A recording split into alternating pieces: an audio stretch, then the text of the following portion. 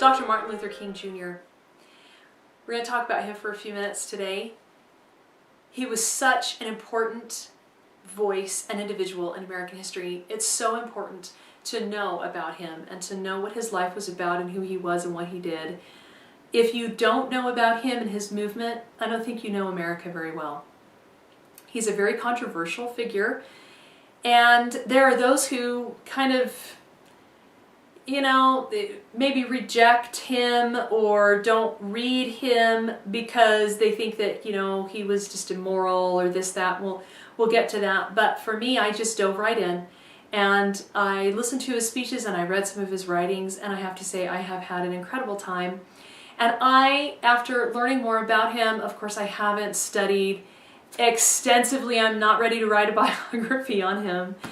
But I have to say that I do believe that his intentions were pure and that he had the interests of his fellow men in mind. He definitely never was in it for himself from the standpoint of getting really rich or putting himself above the movement or harming what he was aiming for in any way through his own pride or personal pursuits. He put those on the back burner and he charged forward for the betterment of humankind, and I really believe that was the man that he was. Many call him a prophet or like a prophet, and I think he definitely has some of those characteristics that you might say prophets have in their ability to move great numbers of people in an effort toward a common goal, his ability to rally individuals to be able to have their complete loyalty to a degree that most individuals don't have those that follow them so loyally. He said and did things that could be considered kind of prophetic. And so in that sense, in many senses, maybe he was kind of like a prophet. He was born the 15th of January, 1929, and he was a third-generation preacher. In the South, he was born in Atlanta, Georgia, and lived there, pretty much had his home there most of his life, and at one point that became a dangerous place for him to live, which was really sad and frustrating. But his father, there's controversy surrounding almost every area of King's life, and his father is no exception. His grandfather is no exception. His father is seen by some to be a too strict, disciplinarian, authoritarian individual, and others as someone who tried to rigidly, kind of teach him right and wrong and adhere to right and wrong. His family was kind of the black elite in Georgia.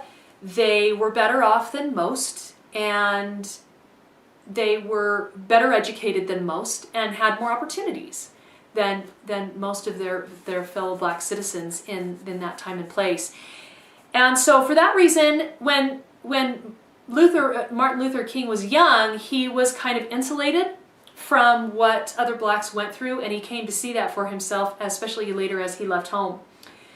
But he was given the advantage of a good, solid family core and of strong religious values and a good education, which are all so critical and beneficial to being a person of positive, great influence.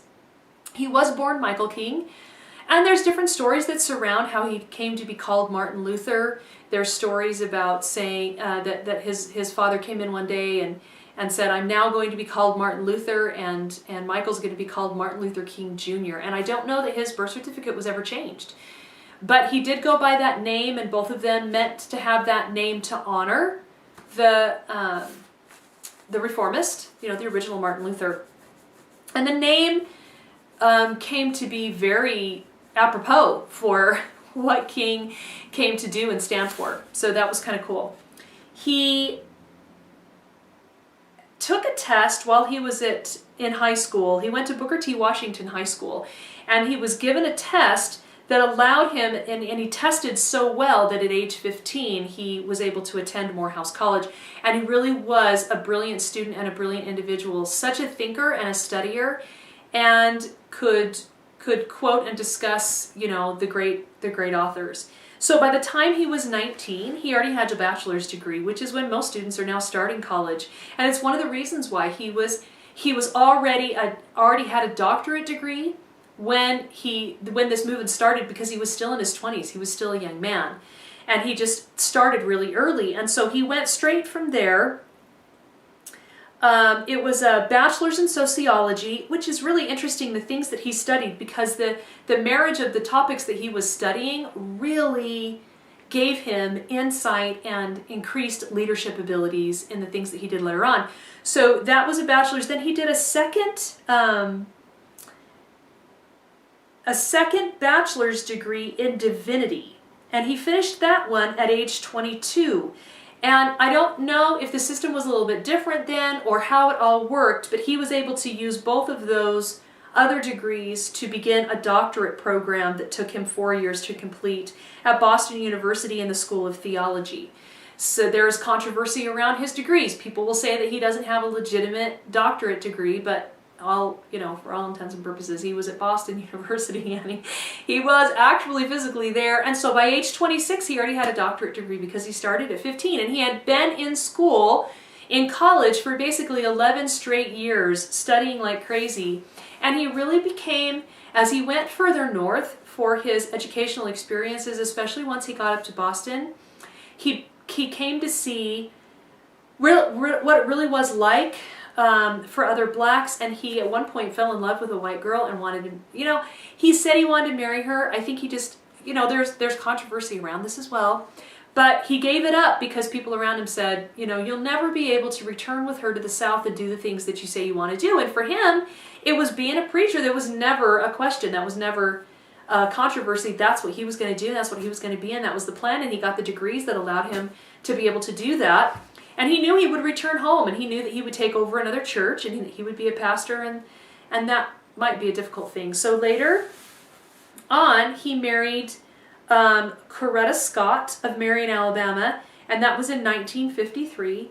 And she was upper class as well. So it was two upper class blacks marrying each other, and then he returned back home to Alabama, and he was... what's the name of the church? Dexter Avenue Baptist Church of Montgomery, Alabama. And he was a Baptist. And they were the first family of this church, and he started there as the preacher there in 54.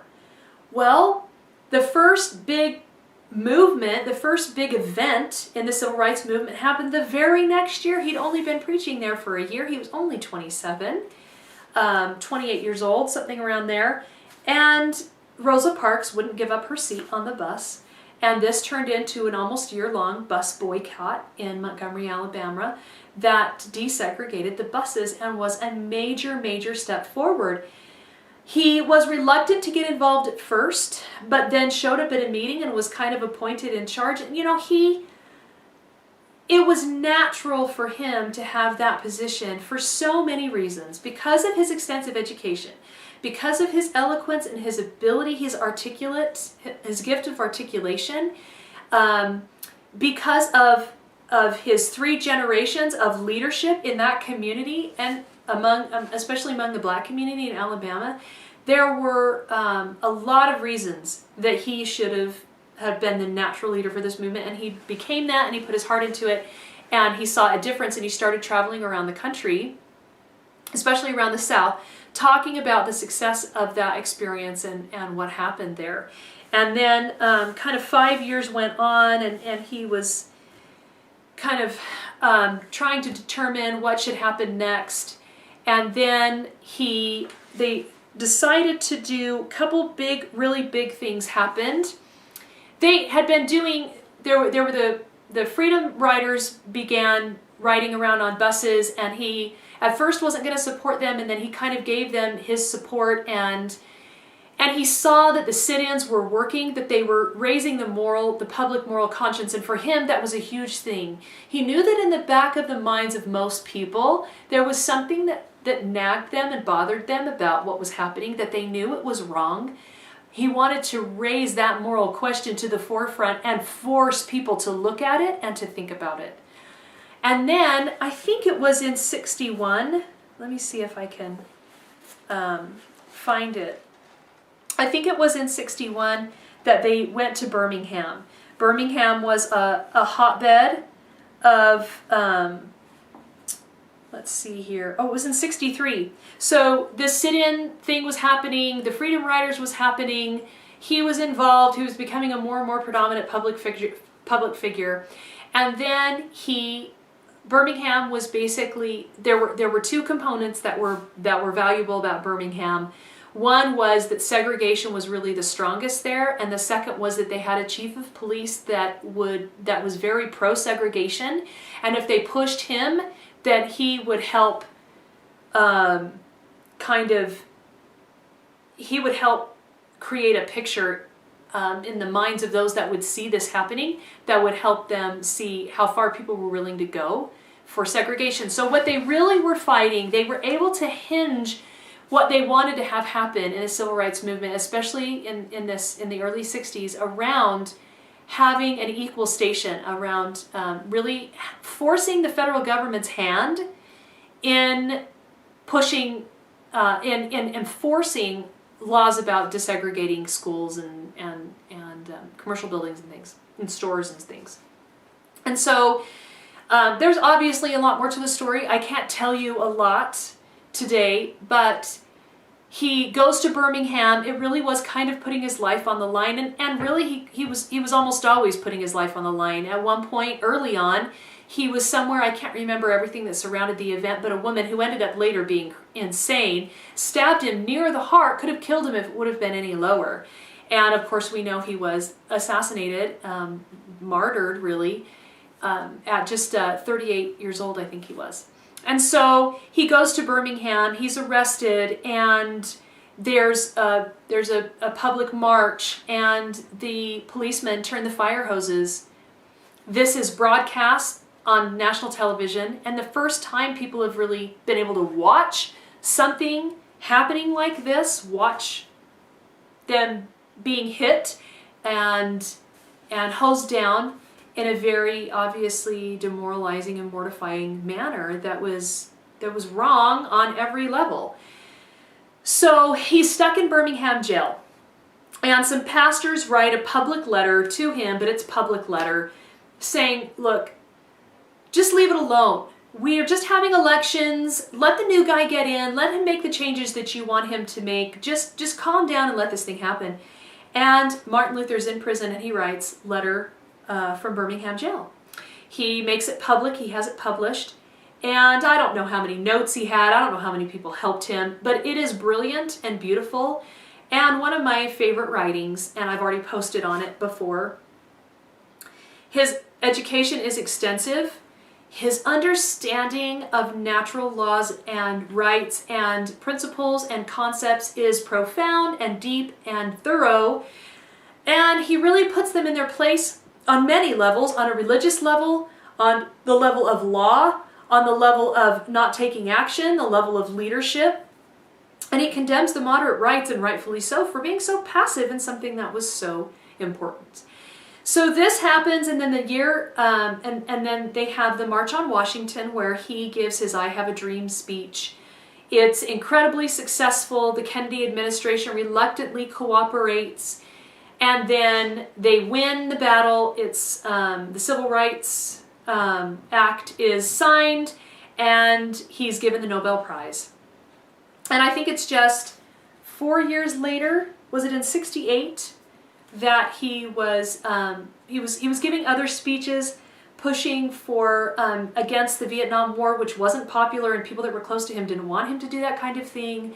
And then he gives his last speech about, what's it called? I've been to the mountain. It's beautiful, and he talks about I've seen where we can go. I've seen what we can do. I've seen what we can be, and I've been to the mountain, and I'm ready to rest. And then he's killed on the balcony of his hotel room, pretty immediately after that, within a few days, I think, if not within a day or two. So he's a fascinating individual. There's a lot of controversy that surrounds him. I've touched on some of it. The last one I want to touch on is the issue of affairs. He was a very highly moral man in many ways, and he was a preacher and therefore held to a higher moral standard. There are many people who believed that, and there are people that are close to him who have, said on camera, yeah, he was with other women. Coretta Scott, let me read you a couple things from other people. This really came to the forefront. Now, the FBI had taps. They have a whole bunch of files. A federal judge sealed them until the year 2027 or something like that. So I'm sure that in 13 years, this will all just come out and everybody will want to listen to those tapes. They sent him a threat letter at one point telling him, you better stop or else we're going to release all these tapes. But he didn't relent. And, they didn't really do much damage. So you got to think, well, if he wasn't bothered enough by the tapes to back down, how much could there be on the tapes? I mean, that's one of the things I thought. Also, the fact that, even if there was a woman or two, I mean, he was away from home most of the month, 28, 27 days a month. And he was very, very attractive and very polite with women, and they were just drawn to him. They basically threw themselves at him, and that is difficult. He spent a lot of time away from his wife. And so, he's human. I guess maybe there were a couple of affairs. We know that there wasn't carousing. We know there weren't late night parties. We know there weren't drugs and drunkenness. We know that there weren't prostitutes. And so if there was a relationship or two, people have said that he confessed a relationship to Coretta close to the time that he died. And the people, really, Abernathy was, Reverend Ralph Abernathy was really close to him, and this really came to the forefront when he published a book in 1989, where he just basically said, look, we knew that it was wrong, we knew that you shouldn't do this, and we felt guilty for it, and we tried to kind of stop and repent and those kinds of things. I mean, it's not as if it was flagrant, but it did go on. And he just said, Martin did have other relationships. Coretta said that they never had one single serious discussion about either of us being involved with another person. And she did write My Life with Martin Luther King. And you can read that one and you can see what his wife has to say, and maybe she didn't want to come out publicly, and maybe she's lying, or maybe she's hiding things. I don't know that we can know, and I think that we can, maybe those tapes will come out, and there were some encounters recorded, maybe it was him, I don't know, but I read what he has written, and I know what his life was dedicated to, and the people that were closest to him even said that that what they knew of him, his intentions were very pure, and he was very concerned about the human race and about the people that he loved, and made tremendous sacrifices of time and effort and energy in order to do what he did. And so for me, I think that we can't know all of those facts, but he can be honored for all of the great things that he did do. And if he was a weak man, and we can't know. I don't know that we'll ever know. But I love his writings, and I love what he stood for, and I love what he taught, and I believe it's very worth reading, and I think he's very worth learning about. So find out for yourself. If you have more interest in who he was and the things that he did, learn for yourself. Read some of the autobiographies that I'll mention here, and have a great time learning about someone that I consider to be a very great man.